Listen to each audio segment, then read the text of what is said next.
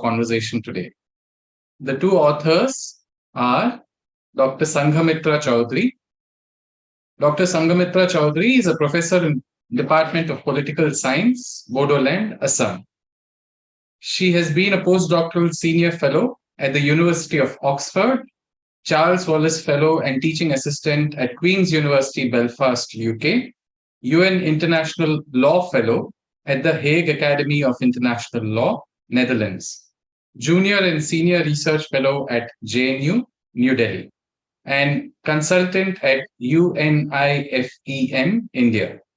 She's authored 3 books and about 25 articles, research articles. She's the executive editor of 2 journals, Asian Ethnicity by Taylor and Francis and Vantage by Maitrey College, Delhi University. I welcome Dr. Chaudhary. Our next speaker is Dr. Shailendra Kumar.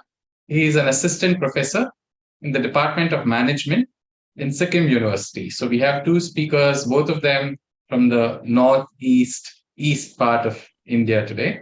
Dr. Shailendra Kumar teaches at the Department of Management, Sikkim's Central University, Gangtok, India. His research and specialization areas include business and religion, artificial intelligence and ethics, business ethics, corporate social responsibility, business and gender, business and human rights, and marketing management. He is a member of the Board of Studies and School Board of leading Indian universities like SRM University, Sikkim University, etc., and has formulated the course structure and content of courses in these universities. His book, Ethics and Corporate Governance, published by Cengage, CENGAGE, and IMT Ghaziabad, has been published by Cengage and is used as source material for students of IMT Ghaziabad. I welcome Dr. Kumar as well. Today's conversation, like I said, is titled Decoding the Elements of Human Rights from Vedic Literature and Dharmaśāstras. So the way it is structured is we'll have Dr. Kumar, who will proceed by first, kind of giving an overview of how this paper came about, because not too common and not too often to see such topics being covered. And it's also very interesting to see 2 different scholars from different fields coming together to write a paper such as this. So we'll start off with Dr. Kumar presenting, followed by Dr. Chaudhary, and then we will take it forward from there. So over to you, Dr. Kumar.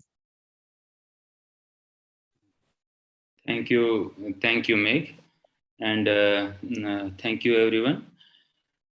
Now, if you can permit me, Meg, I can share my screen. We can start ahead with our talk.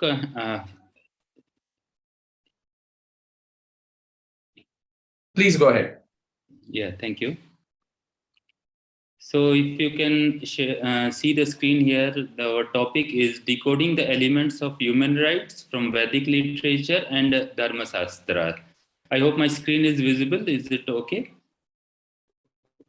Yes, it is visible. It looks fine. Yeah, thank you. Thank you. So, basically, in this talk, we shall try to explore a connection between the Vedic literature and human rights, and we would try to approach the subject of human rights from the perspective of Vedic texts. Okay, well, you see, the high standards of universal human rights were laid down in the modern period during the Renaissance era. There is no denying that some aspects of human rights have been revered by virtually all the leading ancient cultures. The Vedic literature and Dharmaśāstra texts of Indian culture constitutes the fulcrum of the Sanskrit literature, which we have taken for our talk and debate. And this, if we go into the dearth of the literature, we find that these literatures, Vedic and Dharmaśāstra literatures, vividly resonate some of the rudimentary conceptions of human rights. And in this talk, we will delve into the exegesis of the Vedic and Dharmaśāstras to establish this fact. Now, an overview of human rights and human rights literature, let's have an overview before we proceed ahead or we delve deep into the exegesis. You see, the concept of modern human rights draws heavily from the natural laws, which were a parameter for judging all the laws. The natural laws acted as a check and balance and restrained the extortionate powers of the state and ascendant entities. These natural laws further got translated into the natural rights. So if we see in the 17th century, John Locke defined natural rights as the right to life, liberty, and property. These things were taken life, liberty, and property. A century later, Thomas Jefferson defined the natural rights as the right to life, liberty, and pursuit of happiness. So here property got replaced with the pursuit of happiness. Now the natural rights didn't subsist simply as moral claims, but were considered to reflect the most fundamental inner human rights. The moral rights are perceived as independent of legal rights and have been in subsistence afore legal rights, okay, which we will be talking about in the Vedic literature. Okay. Now, moral rights primarily arises due to ethical obligations or duties. Okay. Now, interestingly, let's take some scholars who have expressed their opinion on moral rights. For example, Bentham, okay, a very well-renowned name. Bentham considers moral right as nonsense upon stilts. That is, he considers the moral rights as the silliest kinds of preposterousness, okay, and perceive legal rights as the only true rights, because according to Bentham, since these moral rights have are not backed by law, so they are nonsense upon stilts. Okay, so whereas other philomaths, they advocate for a more comprehensive view, which includes moral rights as well. Marx, interestingly, considers every right as the right of inequality, as it applies an equal standard to an unequal individual. Okay, now if we go to Feinberg, Feinberg has identified rights as claim to something against someone. So Feinberg says that what is right? Right is a claim. Okay. Now, McCloskey further makes certain changes in it. According to McCloskey, rights are not only claim, but rights are an entitlement. Okay. So see how it has evolved from Marx to Feinberg and McCloskey. Then Hoffield has identified rights to be placed under one of the four categories: claim, immunity, liberty, and power.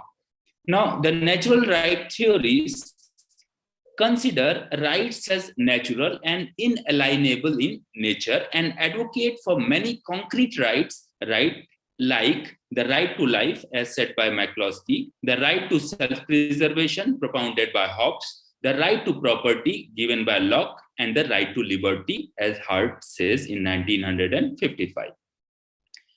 Now, juxtaposed to normative theories are functionalist accounts that advocate that rights be individuated to distinguish it from the collective rights. So now, earlier, those rights, what we were talking about, they were more collective in the sense. Now, according to Rental, they believe that rights may be individuated now. Okay, so according to Dworkin, very famous thinker, so according to Dworkin, individual rights are political trumps over collective goals. So those who advocate for individual rights fear that focusing on group rights would increase authority power to limit individual rights. As group rights are a mere expression of utilitarian. However, not all rights could be expressed in individual terms. For example, rights of indigenous people over traditionally owned land and resources. Okay, so justiciability and claimability predicated on legal or moral rules are two main features that distinguish rights from demand. So two things about how rights is different from demand. There should be a justicability and there should be a claimability. Okay, so that these two things which are based upon legal and moral rules. Similarly, there are divergent views on the relationship between rights and obligations. The majority of the Western philomaths hold that rights comes after obligations. That means before duties. Okay, so this is the difference between the West and East. Whereas some of the philomaths, of which majority of them are from the East, they believe that they bulwark the priority of obligations over rights. That means here in the East, we believe that the duties come before rights. Okay, so that's one basic difference between what Western people think and what the Eastern philosophers think. Then some philomaths perceive that rights and obligations are not, they are the same side of the one coin. Okay, they are two sides of the same coin. So it would be feasible to surmise, to guess that rights and obligations are correlative in nature, and the majority of the rights come with corresponding obligations or duties. But then there are certainly some rights like incapacitation rights, child rights, animal rights, etc., which are independent of duties. Okay, we cannot assign duties or obligations to them. So that is one thing. Now, human rights are distinct from other rights in the sense that they are incipient types of rights that perceive extraordinarily special rudimentary interest. These incipient types of rights achieved prominence when the United Nations adopted the Universal Declaration of Human Rights in the year 1948. The UDHR has codified and standardized the rights of individuals into international law, which is valid for every human being. These rights safeguard individual rights from majority ascendance without being visually perceived as an implement to thwart the wishes of the majority. Okay, so it's not like they are thwarting the wishes of the majority, but they are protecting from the majority ascendance. So that is the main thing about human rights.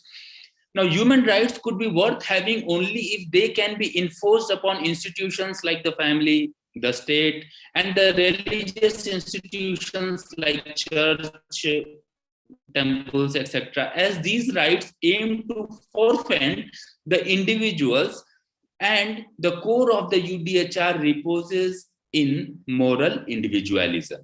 Though the equal prevalent behavioral standards controversially inspire human rights, yet it is additionally not the case that all the persons and people aspire to the same human rights. This is what FARC holds.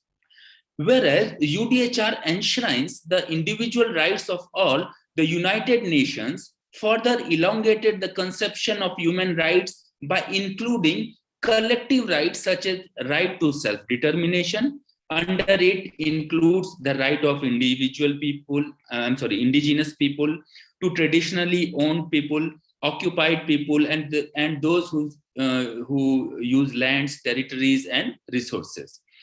To understand the principles of human rights, it is further necessary to understand the human rights literature, which we will be, in the next slide, we will try to throw some light upon the human rights literature, because this is the subject we are dealing with. You see,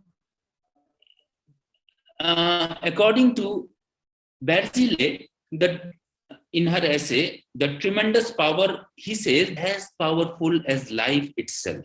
Okay, this is the power of literature. It can be like our prophecy. It can inspire us to transmute our world and give us the comfort, hope, and vigor we require to struggle to engender a better future for us and humanity holistically. We just need to perpetuate reading and to sanction literature's tremendous power to enter our hearts and lead us to our path. The UDHR, which affirms the dignity and rights of all humans, is in accord and affirmation to the dignity, obligations, and rights mentioned in the archaic or ancient Vedic literature, which will be our topic. Okay, now let's come to the Vedic literature. Okay, because there are hymns in Vedic literature that are in consonance with the UDHR, Universal Declaration of Human Rights of 1948, and hence the concept of human rights appears to be indirectly ostensible, pervasive, and acceptable in the Vedic society. Okay, now let's throw some light upon the heritage of the Vedic literature and Dharmaśāstras, of course, because this is what we will be dealing with. You see, Vedas, very rich heritage, we all know. But I will start from the Max Muller. Okay, Max Muller says that in the history of the world, the Vedas fills a gap which no literary work in any other language could fill. It carries us back to times in which we have no records anywhere and gives us the very words of generation of men of whom otherwise we could only get the vaguest estimates by means of conjecture, that is, means guess, and inferences. As long as man perpetuates his interest in the history of his race, and as long as we accumulate in the libraries and museums the relics of former ages, the first place in that long row of books which contains the records of the Aryan branch of the mankind will belong semi-paternally to the Rig Veda. Okay, so this is the importance that they have attached to the Veda, the Western philomaths. You see, what Clayton says, according to Clayton, the denomination Veda and an incohesion that can also be found in the Latin word videre, meaning to see. Hence, the term Ved means erudition, that means knowledge. So Vedic literature is the oldest documentation engendered by mankind and is the root of the early history of Indo-Aryan race. According to Winternitz, a very important historian, the history of Indian literature is nothing but one simple great chapter, one of the most brilliant and the most important chapters in the history of human minds. And the Vedas stand at the head of the Indian literature, not only because of its age, but because only one who has gained an insight into Vedic literature could ever understand the intellectual and spiritual life and culture of India. So this is the importance they have attached to the Vedic literature. You see, one of the significant features of the Vedas is the claim of aparushetva, which implies that no human existence. In other words, the Vedas were revealed to the ancient sages by God himself. Okay. And these sagacious men deliberately composed the Vedas so that the cognizance, that is knowledge, could be transmitted from generation to generation. The seers to whom the Vedic hymns were revealed by the God were called mantradrashtas. The stratum of the Vedic literature includes Shruti texts, which have been oracally discerned and are indisputable in nature. That means they cannot be disputed. Okay. So, and Smriti texts, which are supplementary to the Shruti texts and are recollected and have visually perceived many transmutation, many changes over time. Okay. So, and the Shruti text comprises the Vedas, Brahmanas, Aranyaks, Upanishads, whereas the Smriti comprises of Vedangas, which includes Siksha, Kalp, Jyotish, Nirukta, Vyakaran, Chand, etc. Then Upavedas are there. So here I have prepared one body of the Vedic literature because this is very important. It's not an absolute. Okay, let me give it as a disclaimer that it's not an absolute, but it will help us. Literature is. Okay, so what is the Vedic literature? This we can understand with this chart, wherein we can see that the Shruti and Smriti, these are the two main bifurcations.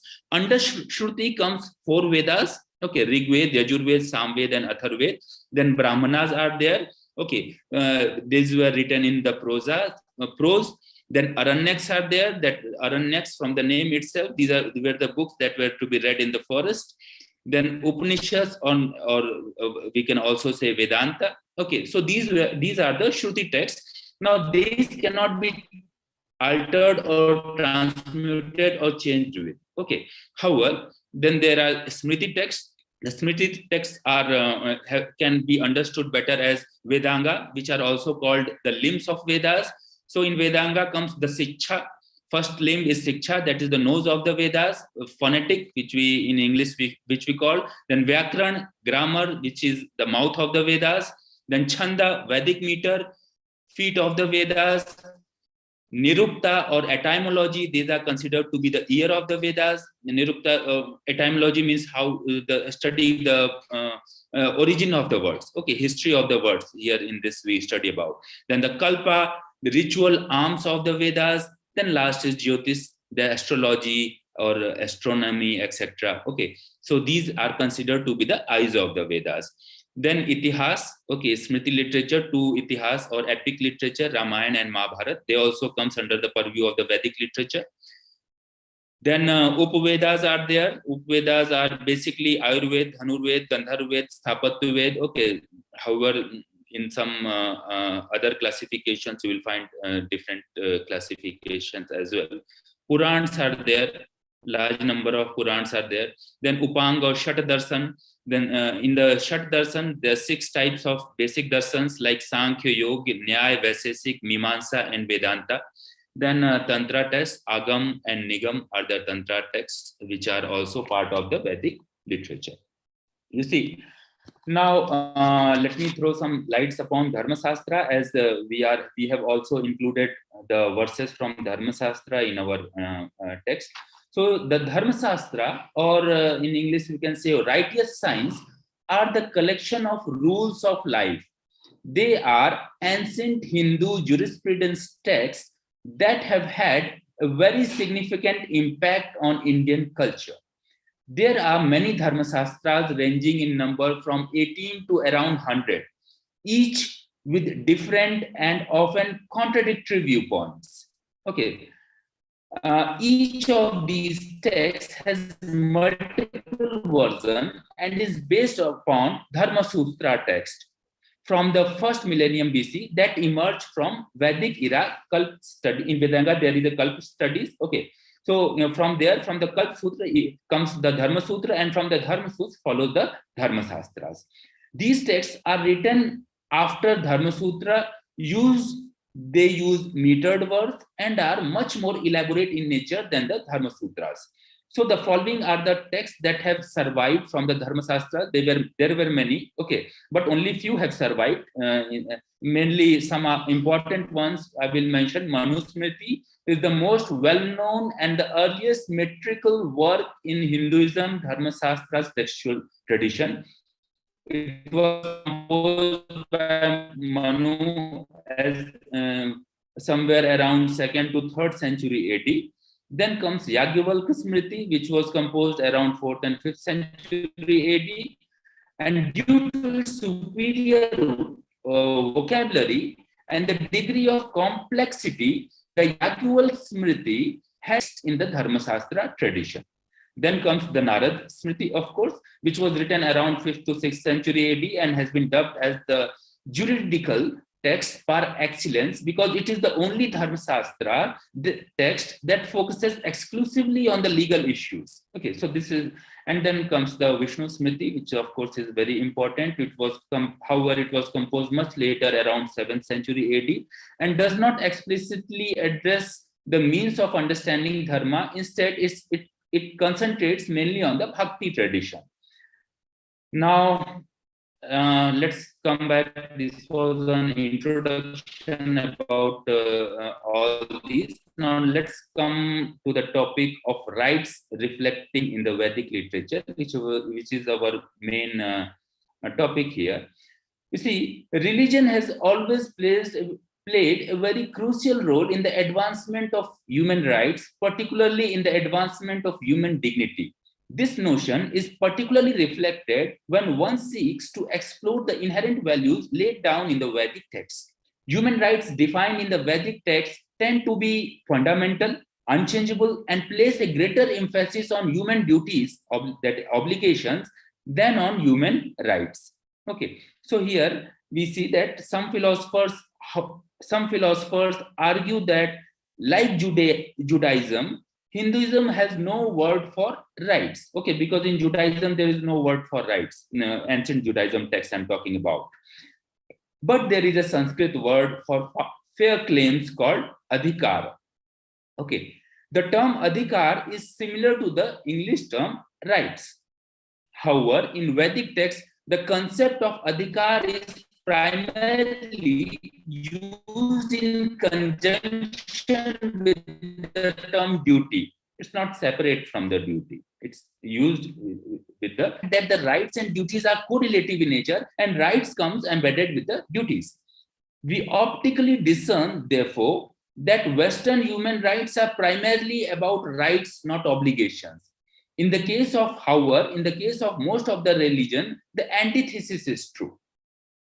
Now, let's see the concept of dharma, because this is a very important concept that is very unique as far as the Vedic text is concerned. You see, dharma is a Sanskrit term that refers to the rituals, responsibilities, morality, law, order, and equity. The religious and moral duties known as dharma were supposed to guide everyone in the culture, including the kings. As a result, dharma was the king of kings. It was akin to a code of conduct that governed everyone's behavior in society, including the king's behavior. So Professor Kane has defined dharma as a term that encompasses man's entire life. Now, according to Justice M. Rama Joyce, and we have taken a lot, learned a lot from the paper of M. Rama Joyce. Okay, Rama Joyce says that dharma regulated the mutual obligations of individuals and societies. It was expected to be safeguarded in the interest of both. Okay, both in the interest of individual as well as in the interest of the society, dharma was expected to be safeguarded and protected. Based on the preliminary review of the Vedic literature, it appears that the idea of human rights was not very well known in ancient India. It's understood. However, an in-depth examination reveals that some aspects of human rights are rooted and intrinsic in the Vedic hymns. Now, the Vedic king ruled as a sovereign, but was not an autocrat.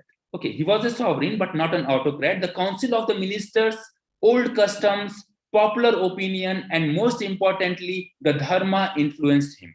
In comparison to the state's highest ascending bodies, ordinary citizen had more rights and fewer responsibilities. Okay, to put it in another way, the higher one's position or heritage, the lower their rights and the greater their responsibilities. So this was because if I hold very higher position in the society, my responsibilities were more and rights were less, and vice versa. Okay, if I am holding lower position or not very authoritative position in the society, my rights were more and responsibilities were less.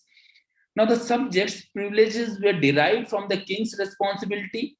Nonetheless, no separate set of distinct and enforceable rights for subjects to be governed fairly or reasonably by the king is discussed. The word Rajdharma ensures that the king can safeguard everyone. Similarly, other dharma was there, apad dharma, applies to the responsibilities that must be met by the king during the crisis. During a crisis that embodied the king's apad dharma, the king was forced to perform certain duties. Okay, so that came under apad dharma. It has been enumerated under apad dharma. Now, other types of dharma includes like sadharan dharma, the collective acts. Then family dharma was there, which is called kula dharma. Then conduct based on the performance of duties appropriate to one's class, gender, and stage, that is called varnashram dharma. And an individual's specific dharma based on the previous three called swadharma. Then each and every trade bodies, there were trade bodies which were called srenis. Okay, so they also have their own dharma that was called sreni dharma. The Shreni Dharma was to be followed by the members of the Shreni. Shreni was a trader's guild or trader's body. Now, consequently, it can be inferred that though ancient Indian society was more of a duty predicated and not right predicated society, the rights conferred upon an individual were the rights to perform his duties. This we have given in our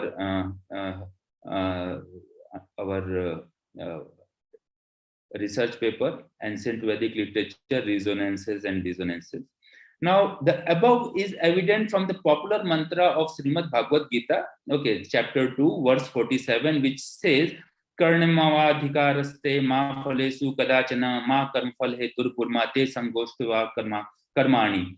Now, this says that according to Srimad Bhagavad Gita, a person should never consider himself to be the cause of the result of his activities and never be annexed to not doing his duties.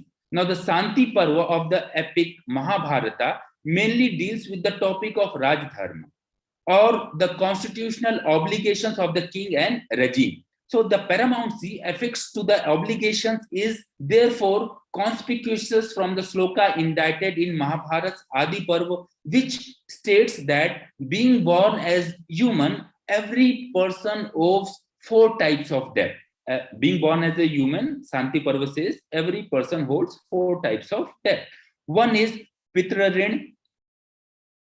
Second, that means Pitra Rin, debt towards parents. Dev Rin, debt towards duty. Rishi Rin, debt towards teachers and sages. And Manav Rin, debt towards humanity. Rina Chaturbi Samyukta Jayante Manava Bhuvi Pitradev Rishi Manujay Deyam Tebhyascha Dharmata. So these were the 4 rin that has been expressed. And a man may repay his parents. How these rins we can get rid of these rins, how we can get rid of these debts, that have also been explained, that a man may repay his parents by preserving the family's continuity.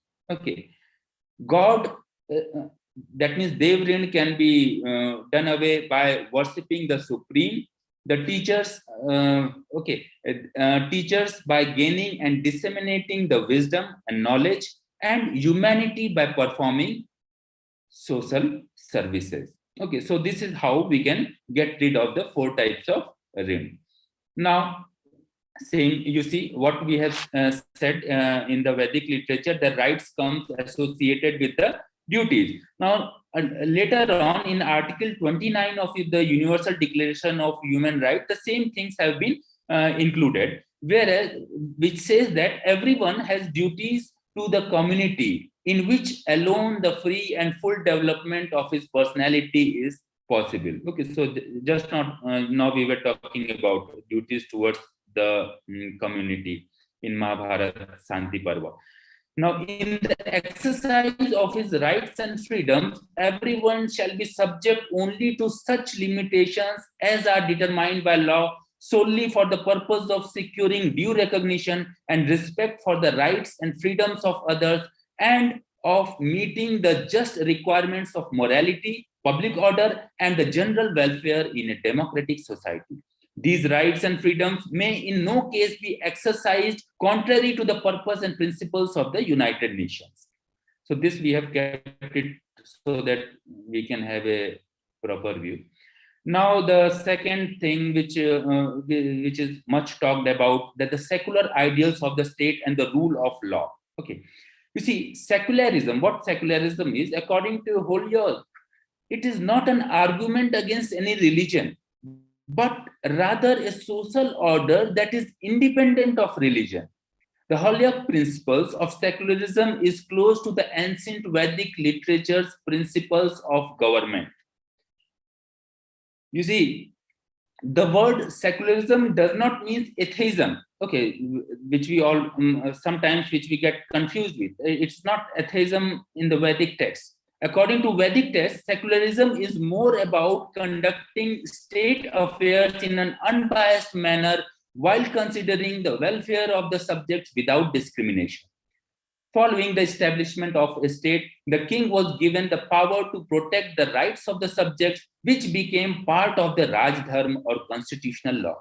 According to Vedic literature, the state's first duty is to protect the rights of its citizens and to treat them all equally, just as mother does with her children. It was predicated that just as Mother Earth offers equal support to all living beings, a king would do the same without bias or discrimination. The notion of the right to equality and values of a secular state stem from the king's duty to treat all his subjects equally and without prejudice. The king was the supreme and had the power to enact legislation, but this power was limited to regulatory legislation rather than substantive or constitutional legislation. Okay, so king can change. He could change the law, but he can only change the regulatory legislation rather than the substantial legislation, or he cannot alter or change the dharma. According to Brihadaranyaka Upanishad, Dharma was the king of the king, and Dharma, fortified by the mighty king's power, allowed the weak to triumph over the mighty.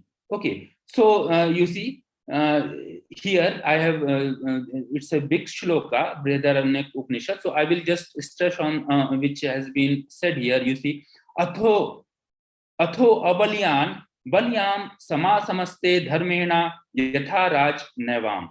You see, the Kshatriya is the, it means, to decipher it, the Kshatriya is controlled by this righteousness, dharma. As a result, there is not anything higher. As with the king, even a weak man seeks to vanquish a stronger one by virtue. Okay, so this is the importance. However, let me reiterate again that the king's right to rule was contingent on him fulfilling his duties, failing which his kingship could be revoked. According to Mahabharata, if a cruel king and unjust king fails to defend his subjects and purloins them, executed as a mad canine.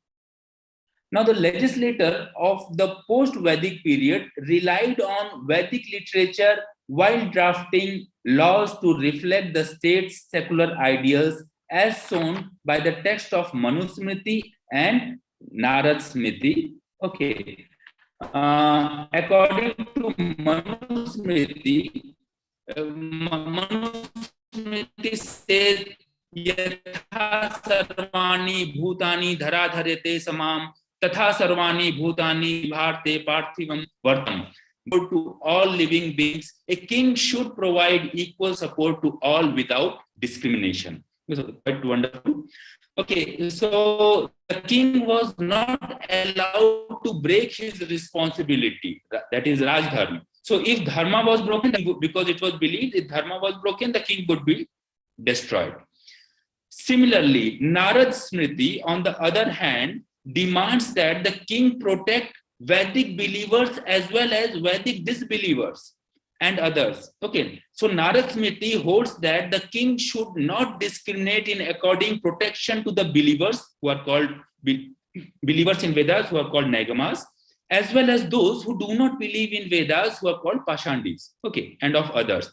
The protection should be done in the same manner in which he, that is king, is under obligation to protect his fort and territory. So, Narad Smriti White Dharma Kosh, page number 872 says, Pashandi, Nagma, Shreni, Pugavrata, Gandishu, Samarakshet, Samayam, Raja Durge, Janpade, Tatha. That means what? The king should protect all Vedic believers, Nagmas, and disbelievers in Vedas, Pashandis, and others, just like he protects his force. So you see how beautifully this right is getting reflected in the Vedic and post-Vedic text like Dharmaśāstras. Now come to the three very beautiful words: liberty, equality, and fraternity. We all know.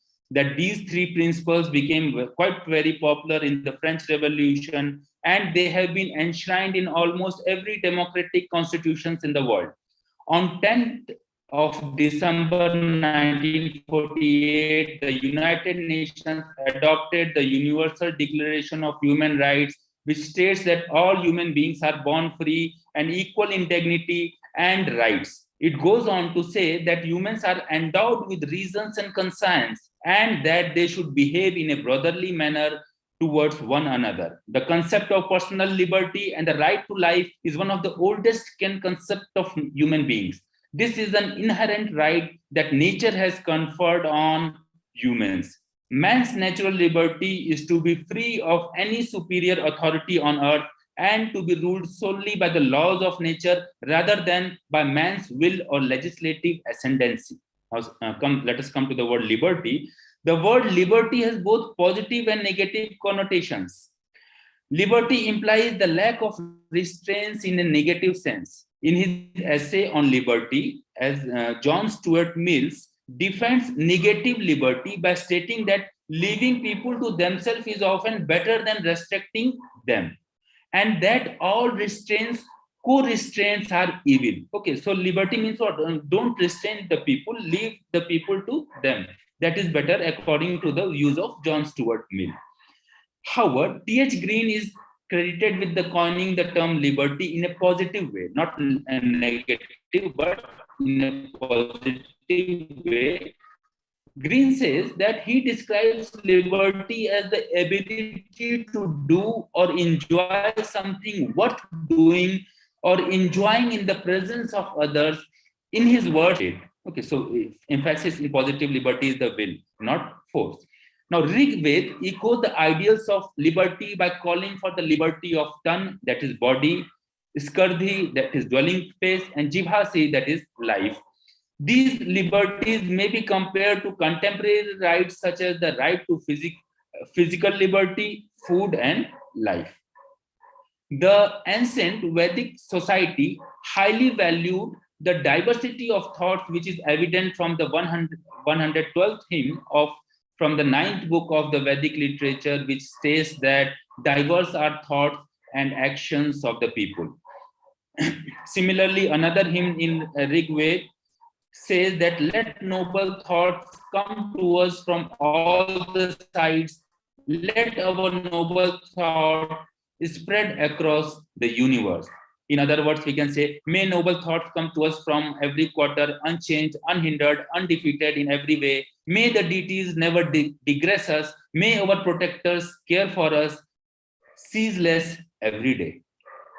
Thus, it is evident that the ancient Vedic society was very welcoming to the novel ideas and thoughts.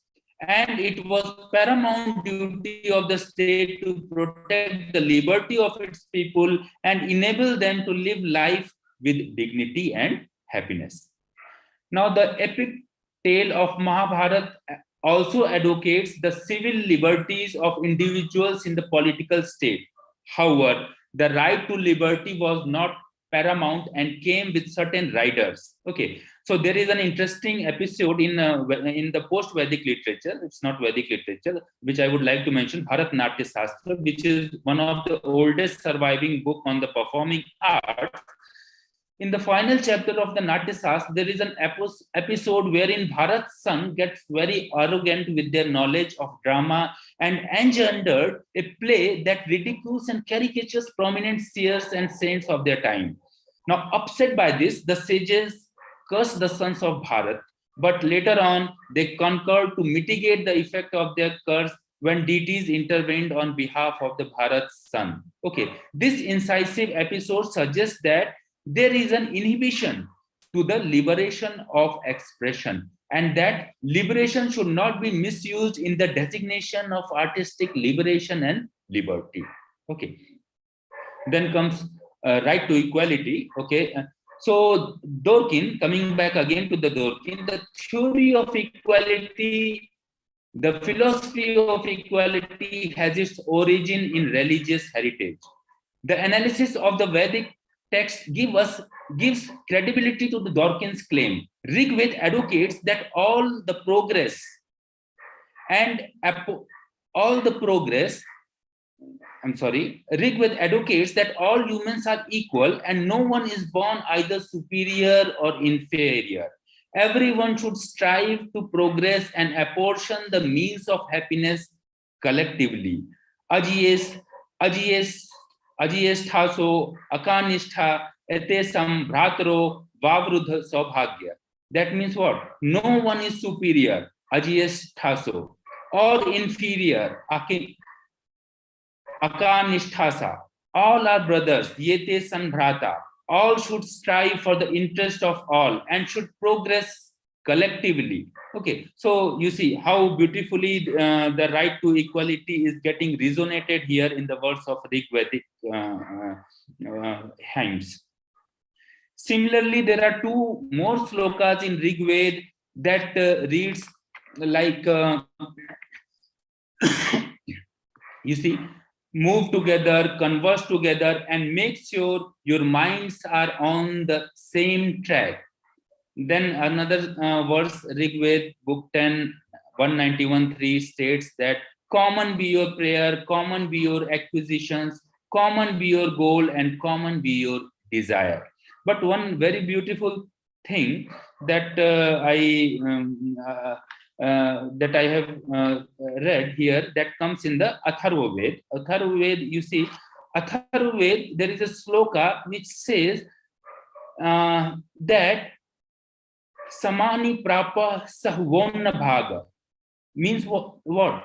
All have the equal rights in the article of food and water. So you see, food and water were the two articles on which each and every, from the king to slave, everyone had an equal right. Okay, so how beautifully you see the this right to equality is getting resonated here. That samani prapa sahvonna bhaga samane yogtraye sahyunisam aran nabhumi abhivite. Thus, Vedic literature emphasizes the dignity and unity of all human beings without prejudice, as well as the need for humans to work together to advance and distribute the means. Regarded the whole universe as a single body, believing that any flaw in one organ would have an effect on the health and safety of the entire human body. All humans were considered to be God's children, and so all were treated equally. Now comes the fraternity, bandhutva, which we say in Hindi. Another cherished principle of the French Revolution is fraternity or brotherhood.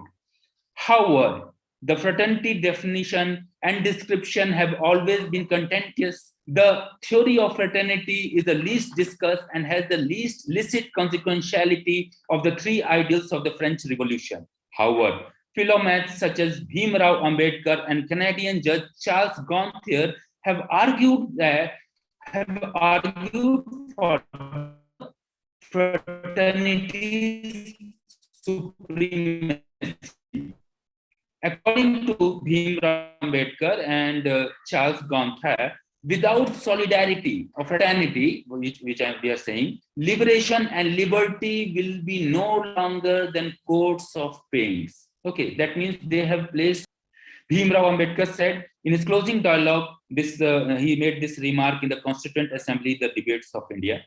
According to Justice M. Rama Joyce, liberty and equality are ideals that can be achieved by constitutional laws, but fraternity deserves more than constitutional laws. Okay. These lofty ideals of fraternity additionally resonates in the shlok of Rigved that says, move together, talk together, let common be the acquirement, common be your purpose, associated be the desire.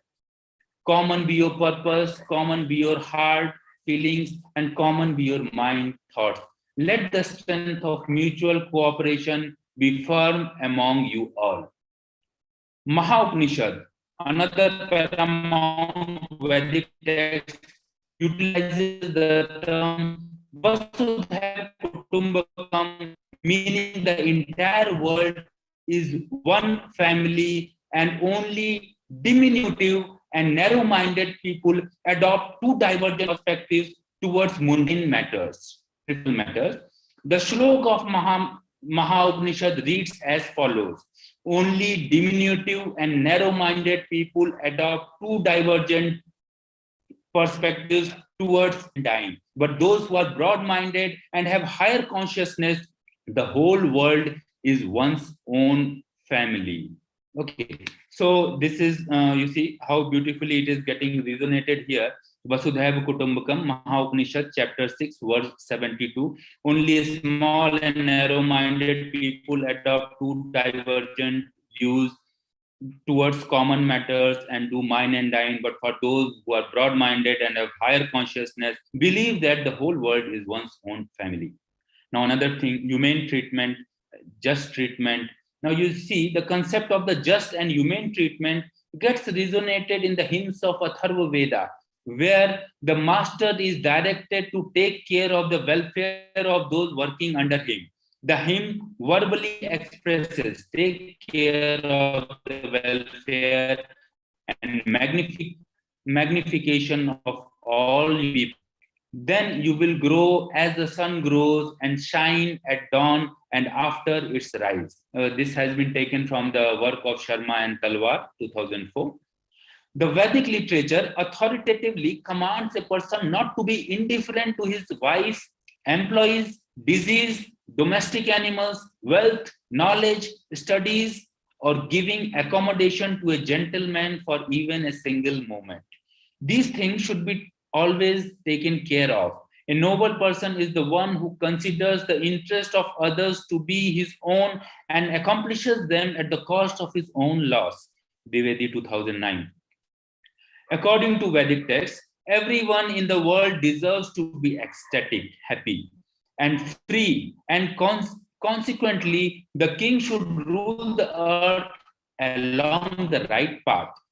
The Garun Puran exhorts the king to not be exasperated with his auxiliaries without ample cause. There are two significant hymns in Garun Puran which advocate the just and humane treatment of employees. They read as follows: the king who becomes irate with his employees without ample cause genuinely takes in the poison regurgitated by an ebony serpent.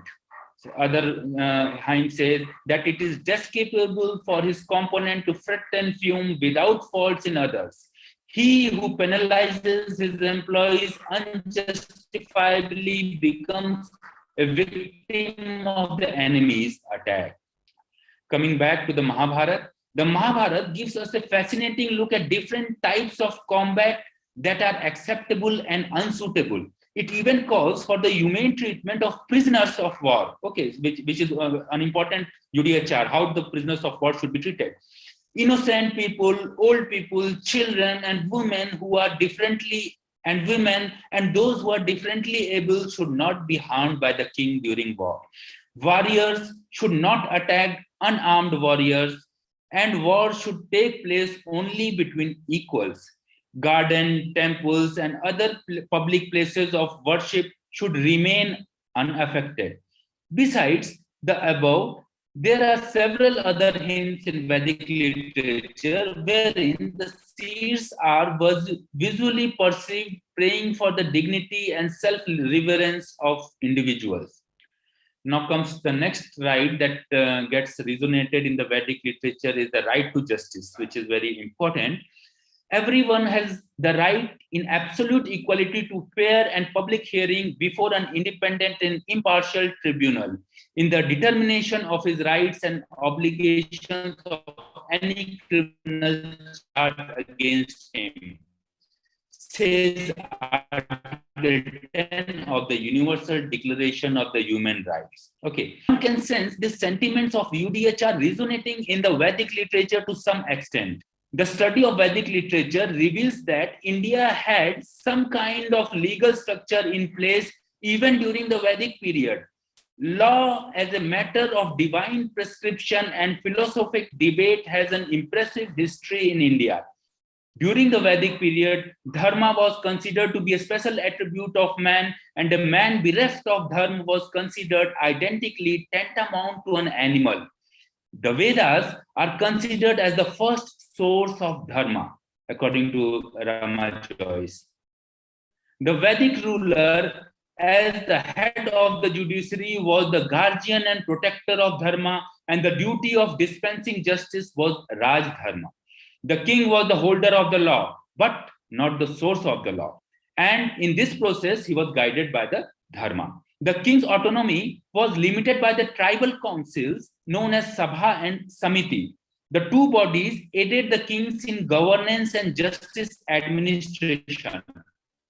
The Vedic king represented Lord Yama while performing justice. Yama was the deity of justice, we all know in the Vedic text. Dharma, death, deity of justice, dharma, death, and the south direction. According to Vedas, Yama was the first mortal to die, and through implicative insinuation, he became the king of the deceased.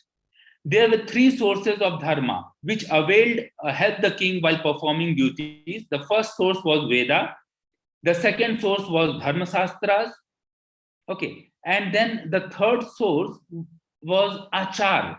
Achar means customary law. Okay. Which betokens the customary law. So these three sources were taken. The Vedas were taken, the Dharmaśāstras were consulted, and the Achar, the customary law, were consulted while dispensing the justice by the Vedic king. And you see, there is an episode of the King Mahendra in Vedic text wherein the king is visually perceived recollecting the knowledge imparted by his father as a guide. Mahendra's father taught him to be impartial when resolving a dispute and to prioritize the pieces of evidence available over anything else. So you see how the evidence is given more importance rather than other things. Now, the foundation of the justice established in the Vedic text was expanded upon in the post-Vedic texts such as Narad Smriti, Manu Smriti, and Yagyavalkya Smriti. Now, Narad Smriti advises the king to appoint only suitable people as judges who are well versed in the law and who are noble and impartial. Narad Smriti says, let the king designate as member of the court of justice honorable men of tried honesty, sabhyas, who can shoulder the burden of justice administration and who are well versed in sacred laws, rules of prudence, who are virtuous and unbiased towards friends and foes. Okay, so this then Narad Smriti further advises the king to dispense justice by taking decisions unanimously in consultation with all the judges, as this would leave no doubt in the mind of litigants. Okay, so that means that it was not a closed door affair. Dispensing justice was not a closed door affair. It was always believed that if the justice is taken unanimously, if the decision is taken unanimously, then that would leave no doubt into the minds of the litigants. Now, with this, I switch over to the next topic, right to happiness. Very less, but very important. Okay, very less discussed, but quite pertinent and important, particularly in the current age. You see, every human being wants to be happy and all consciously or unconsciously endeavor to achieve it. It is the rudimentary desire of all human beings, and many constitutions in the world verbalizes the right to happiness. The US Constitution guarantees the right to pursuit of happiness, though not happiness itself. You have the right to pursue happiness, not happiness. You are not guaranteed, as it is surmised that no one can promise, bestow, or provide happiness when no one has any authority over it. Okay. The Vedic texts are full of prayers in which the seers are seen as asking for happiness, peace, and prosperity of all. There is a prayer, a generic prayer saying Loka samasta sukhino bhavantu. This is a generic Sanskrit verse, and many Hindu rituals and ceremonies, prayers, they end with this Loka samasta sukhino bhavantu. The origin of this prayer is, however, obscure, And some experts trace its origin to the Vedic literature, whereas some of the experts, they trace it to the stone scriptures of the Sangama dynasty. The complete prayer reads as follows: Swasti prajabhya paripale yamtam nyayen margen mahim mahisa go brahmanebhya subham astu nityam loka samasta sukhino bhavantu. There is another popular and beautiful prayer in a Vedic literature that prays for the happiness, ecstasy, and celebrity of the whole world. This prayer is mentioned in Garun Puran, as well as Asirvachanam of Itihas Samuchay and Mantrabhyas of Uvat, that is Vajasne Samhita, which we say. The prayer reads, may all be happy. Okay. May all be liberated from the infirmities, disease. May all experience good. May no one be suppressed, inundated by grief and sufferings. The prayer says, Om Shanti Shanti Shanti. Sarve Bhavantu Sukhina. Sarve Santu Niramaya. Sarve Bhadrani Pashyantu Ma. Kashchit Kashtama Punayat.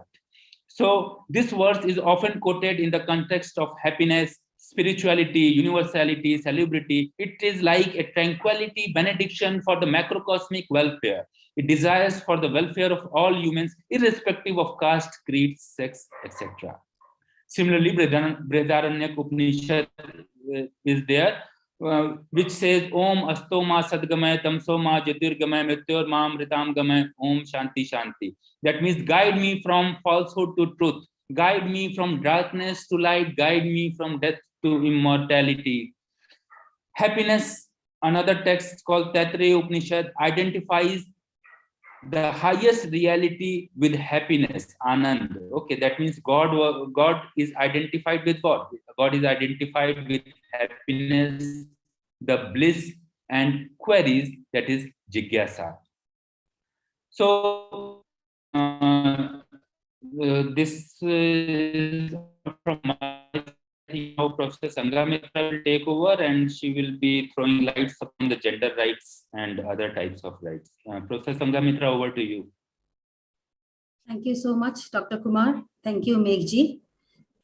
So I'll try to take our audience to some of the other sets of rights, such as gender rights, education, property, and children's rights. So I'll start quickly with the gender rights. So studying the history of role and the status of women within a community is one of the best ways to understand its essence, venerate its values, and acknowledge its limits. During the Vedic period, women relished all privileges equal to men, and both men and women relished fair status in society. According to Rig Veda, the entire macrocosm of noble people bows to the majestic women's glory in order for her to enlighten us with sagacity and foresight. She is the pillar of society who imparts wisdom to all. She is a symbol of wealth and a famous sibling. May we value her in order for her to eradicate evil and hate from society. You can also see the hymn. Women's rights to participate in war, gymnastics, archery, horse riding, recreational activities, inculcation, decision-making, and option for choosing male spouses reflected the core of the role of women in the social context of the Rig Vedic era. Next slide, please.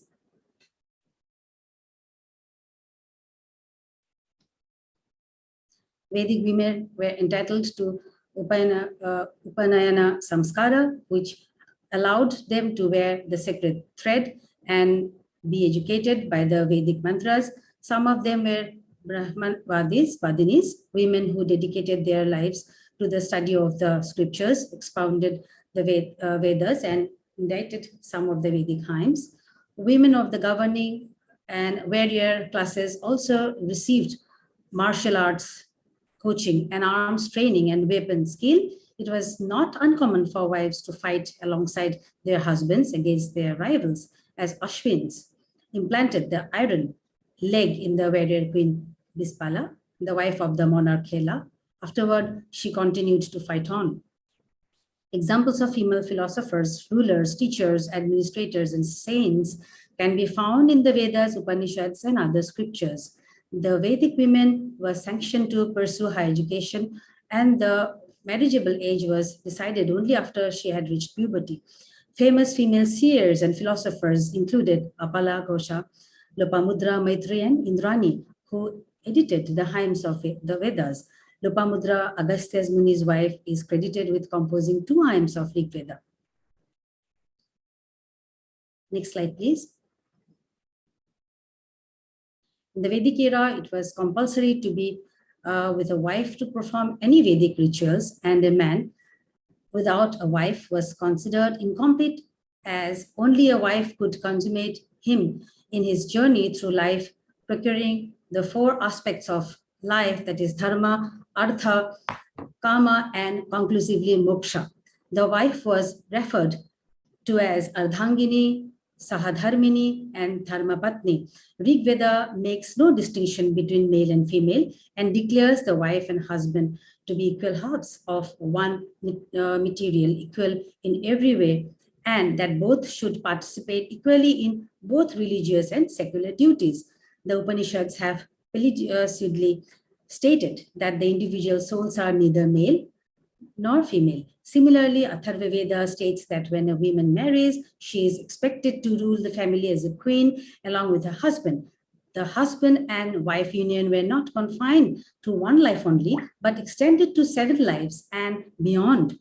The institution of marriage in Vedic society has been elaborately laid down in Vedic texts. Sage Shwetketu is credited with introducing the virtuous practice of fidelity to Hindu marriage. Next slide, please.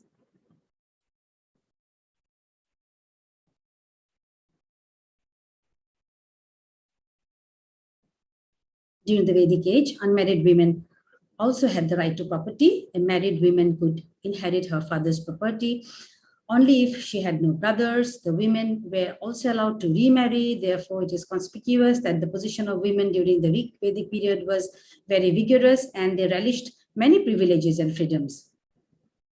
However, during the later Vedic and post-Vedic periods, the status of women deteriorated, and many of her privileges, such as the right to land, Upanayana Sanskar, were confiscated. Despite the fact that Manusmriti denies women economic benefits, in one of its hymns, the same scriptures praises women, stating, wherever women are adored, the gods are found.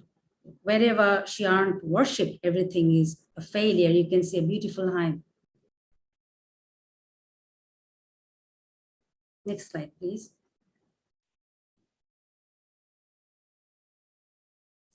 In the corresponding hymn, Manusmriti says, a family in which the ladies, such as mother, wife, sister, daughter, and others, are filled with grief will soon be destroyed, but a family in which they do not grieve will always prosper, which is written in the Veda.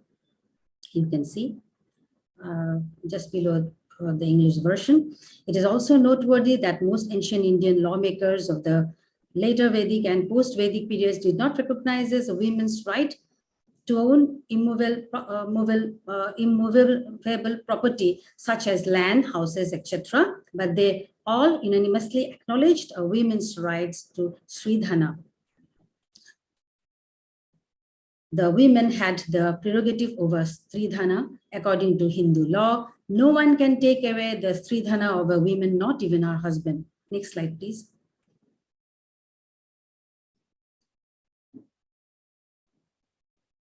Now coming to the section education, the term Veda implicatively states that it's a secret knowledge with implementation. Yes, the knowledge is alluded to the Vedic literature as an essential need and purifying potency. It was believed to be the enlightening, transforming, and purifying force on earth. You can see the definition by FAK. Albeit the Vedic society talks about the Varna system, that is social stratification dependent on occupation such as Brahmins, Kshatriyas, Vaishyas, and Shudras.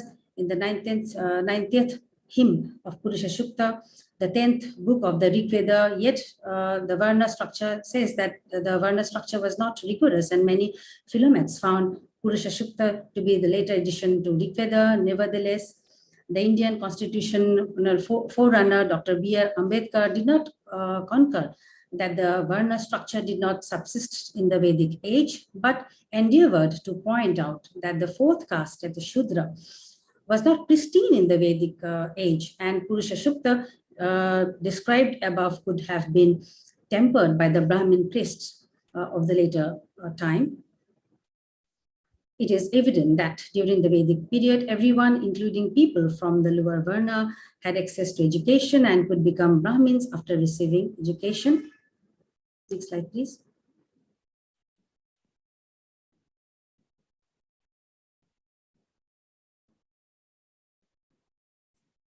For example, Aitreya Rishi was the son of a servant who rose through the ranks to become a high-ranking Brahmin and the author of Aitreya Brahman. And this particular Upanishad, the importance of Aitreya Brahman is understanding of the Rig Veda cannot be overstated. Then Alyush Rishi was also the son of a servant. He did not, however, conduct research into the Rig Veda and made several discoveries. Seers not only invited him, but also made him an acharya, that is teacher. Then Satyakam Jabal was the son of a son of a prostitute who rose through the ranks to become a Brahmin. Then you'll find Prishad was the king Daksha's son, but he became a Sudra. Furthermore, he did not penance to achieve salvation after repenting. Similarly, seers like Valmiki hailed from a lower Varna, but became a renowned Brahmin sage and composed the popular epic literature Ramayana. Everyone in Vedic society had the right to read the Vedas. There is evidence that women like Gargian and Shudra named Janashruti received the Vedic education from a sage named Raikya Muni. The second mantra of the 26th chapter of the Yajurveda explicitly declared that all human beings have the right to read and teach the Vedas, and the scholars to teach them. That is why God commands that, O human beings, just as I teach you the four Vedas, in the same way you also read and teach them to all human beings, because the voice of these four Vedas is for the welfare of all. And as I preach the Vedas to all human beings, so do you always. Everyone in Vedic society had the right to read the Vedas. There is an evidence that women like Gargi and Shudra named Janashruti received the Vedic education from a sage named Raikya Muni, which we have already illustrated previously. The second mantra of the 26th chapter of the Yajurveda explicitly declares that all human beings have the right to read and teach the Vedas, and scholars to teach them. That is why God commands that, O human beings, just as I teach you the four Vedas, the same way you also read and teach them, which we have already stated earlier. Next slide, please.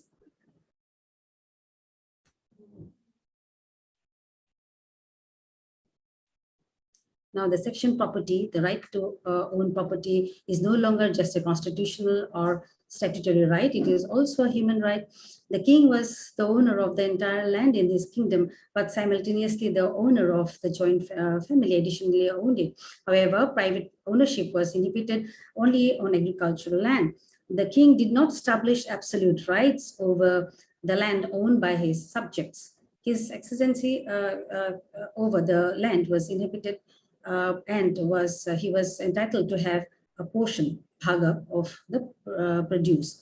According to Atharva Veda, the king's excellency over the land was limited, and it is evident from one of its hymns of Atharva Veda, wherein Lord Indra is invoked to give the king's portion in the village produce. Similarly, you can also see in that particular Brahmana, Pancha Vimsa Brahmana verbalizes that the king was entitled to accumulate his bhaga on the farms engendered as a tax. However, the right to ownership of land developed only during the later and post-Vedic periods, and it is evident from Manusmriti, which says that the title of land belongs to a person who first cleared the woods. Next slide, please.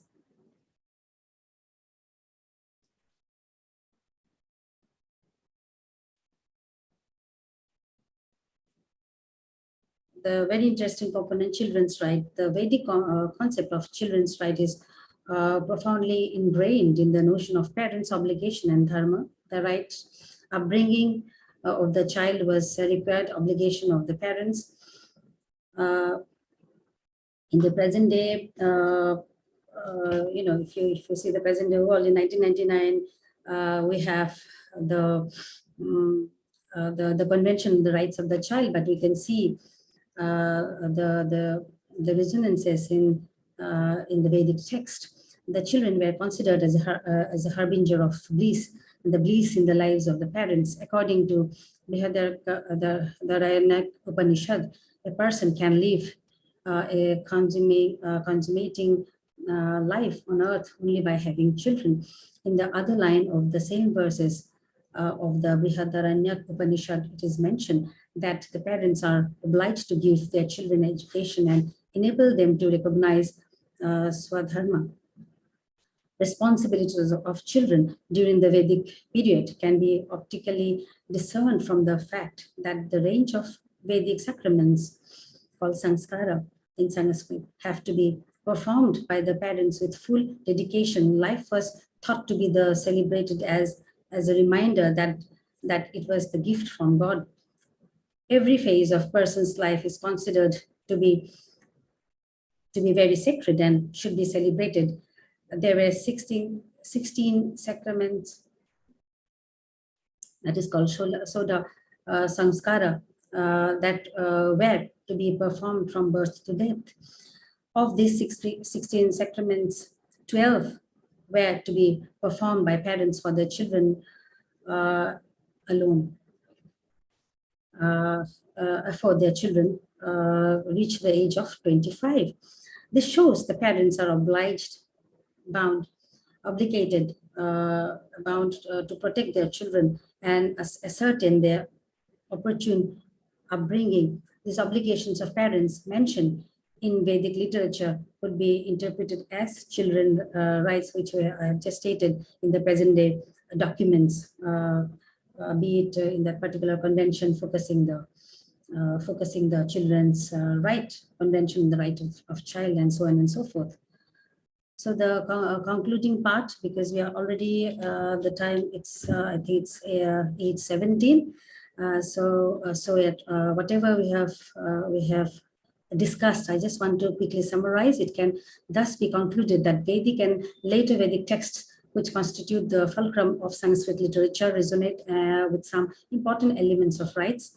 The in-depth study of Vedic and later Vedic literature reveals that the human rights concept was largely present in ancient India, with a rider of equal accentuation on performing obligations. The exegesis of Vedic literature and Dharmaśāstras reveals the important ideas of innate rights, which are akin to contemporary human rights. It is also evident that the concept of human rights could be further reinforced by treating obligations as corollaries of human rights, as mentioned in Vedic text. The concept of dharma is another remarkable feature mentioned in Vedic text, which can be correlated to the concept of law, equity, rights and obligations. According to Vedic text, secularism is more about conducting state affairs in an unbiased manner while considering the welfare of the subjects without discrimination. Ancient Vedic texts suggest that all humans are equal and no one is born either superior or inferior. It even calls for the human treatment of all, including prisoners of war. There are further shlokas in Vedic literature that are relatable to the concept of rights to education, the rights to happiness, the right to justice, the right to property, non-discrimination, children's rights, gender rights, and the right to equality. Thank you. Over to Dr. Kumar, Meghji. Yes. So these are some of the references that we propose for the audiences. Some of the papers, so you can go through it. It will be uploaded on the YouTube. Definitely, you can go and consult. So there is a book. Some are the research papers. And I request Meghji to share our paper with the audience, because due to paucity of time, there are many things which we couldn't address. So it will be helpful for our Sure, audience. sure. Thank you. Sure. What I suggest is, like we said, we are short of time. But thank you both for giving your views, and there could be different views on some aspects of what you shared.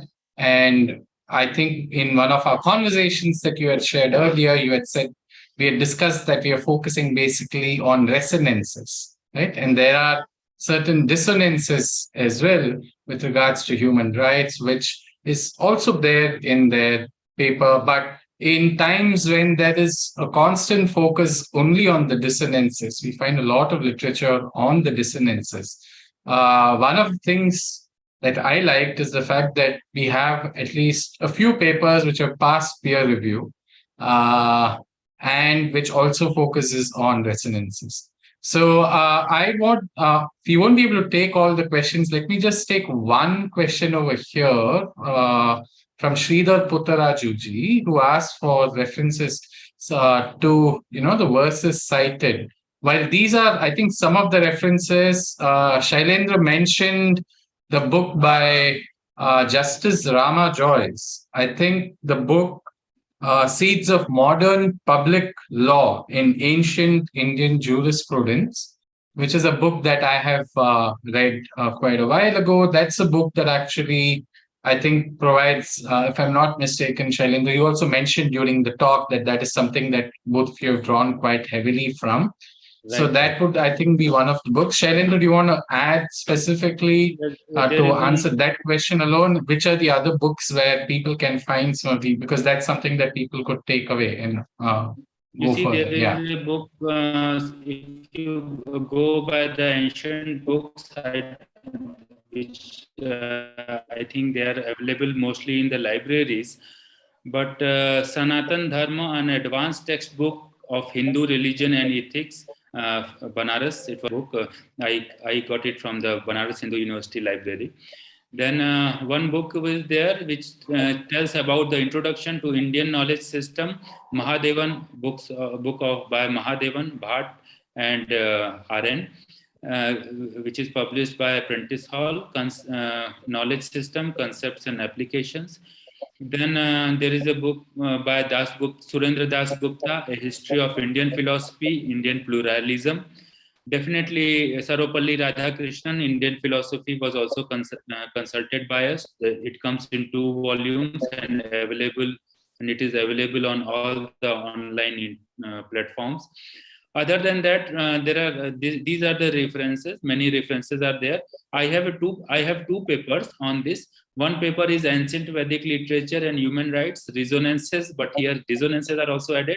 Okay, this is published by Cogent Social Science, Taylor and Francis, and it is one of very highly read paper. Other than that, and this very paper, which was our talk, was published by MDPI Group of Switzerland. And this is the journal in which it was published is Literature. So the reference is given here, second number reference.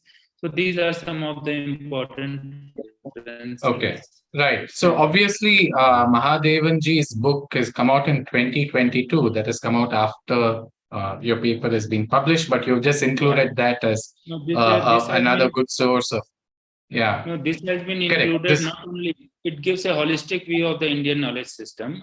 Right.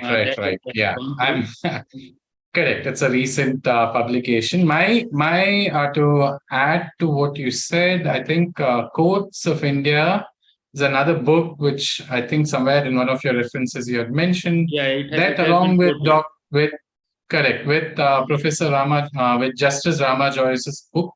I think these 2 books provide a lot of the primary source references for people who want to dig in further from. I think that was the essence of Sridhar Puttarajuji's question that I could take. And so, so thank you again. I like I said, I think in times where there is a lot of focus on dissonances, the fact that there are at least, there are at least some papers which are you've looked at secondary sources, and I think it looks like you've used the secondary sources as a way to be able to cite some of the primary sources.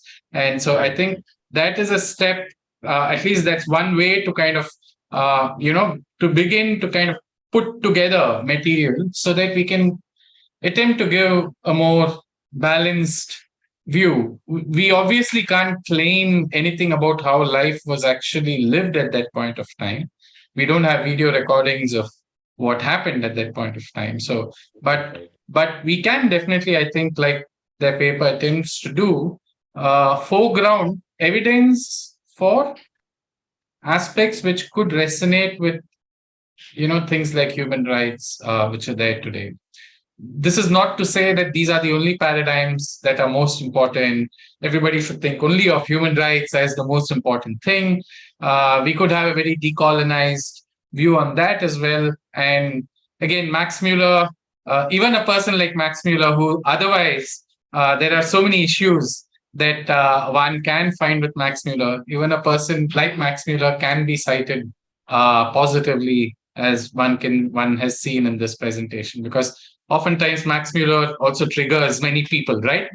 In terms of him being cited, especially when we are decolonizing. So I just wanted to kind of make that point that, Max Muller, who came up earlier in the presentation, even a person like him who has had issues, he can be kind of cited positively in some ways. So I guess that brings us to the close of this conversation. One small thing that I'd like to add over here is Shailendra kind of listed 4 Dharmaśāstras. Obviously, it's paucity of space, time, you can't list all of them. But A History of Dharmaśāstra by P.V. Kane, the multi-volume books, I think that still stands as a tremendous contribution to Dharmaśāstras. Even the new History of Dharmaśāstra, which has come up by Oliver and edited by Oliver and Donald Davis. Donald Davis, in his introduction, he talks about how many of the scholars have lived off the footnotes of P.V. Kane, even as they have kind of, they feel that there are issues with some of his work. Our previous speaker in this series was Dr. Neelam Yadav. Her book, Dharmashastriya Nyayik Prakriya, which is in Hindi, is amongst the few books that I have come across which actually has the Dharmashastra ka parampara, the details of many of the texts in a very summarized, kind of a way. Actually, after P.V. Carnegie's. Actually, what I said, that there are many Dharmasāstras ranging from 18 to around 100. Correct. Yeah, but I just wanted to. Exactly. Surviving are only 4. So these 4 are... No, there are more surviving as well. There are more surviving as well, but I understand that you have only named these 4 because of the lack of.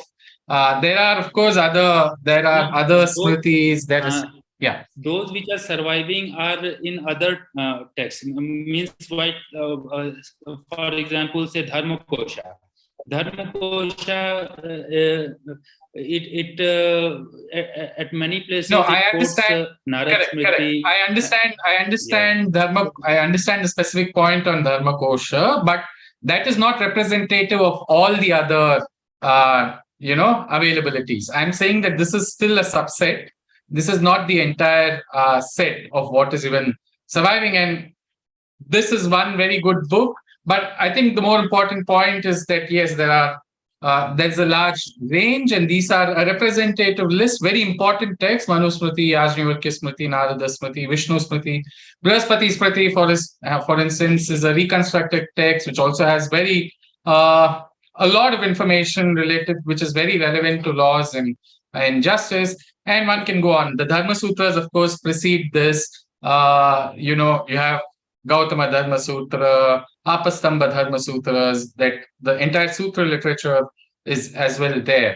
So I think one of I want to emphasize this, that it's good that we have papers that are now attempting to kind of break that. So just to close this, as we are running short of time, can you share very quickly what challenges you face to kind of get this paper through peer review? Could you just illustrate 1 or 2 challenges that you faced? Yeah. Professor Sanghamitra. Kumar will address them. Okay. Actually, the challenges are, as you see, basically the main challenges were that the people were not very convinced that the Vedic literature had or it resonates the human rights in some or in totality. Okay, so firstly, many of them actually they have, some of the scholars were Western who went through it, so they had less idea about the Sanskrit text. So we had to send the Sanskrit version also to them so that they can corroborate and ascertain, because they are not having access to that. So that was one big challenge. Apart from that, the paper got rejected at many many of the journals, say more than 10 journals, due to the fact that they were not ready to understand that and some of them said that trying to study Vedic literature in this current time and associating them with the modern human rights will not do justice and all. So these were some of the challenges. Some outrightly rejected, some came up with certain suggestions which have been incorporated, okay, in wholesome, which were somewhere partially incorporated. So all these challenges were there. Some rejected without even going through it. So issues were there. It's primarily Right. the concept of human rights is a Western concept. It's comparatively recent. So they are not ready. They were less ready to accept that human rights have been in 1948. They have been recently introduced and in the UDHR, and they are more individualistic in nature. Whereas human rights talk about the rights, basically individual rights. It mainly focuses upon. Whereas in Vedic text, we mainly see that the focus is more upon the collective rights. So all these things were there.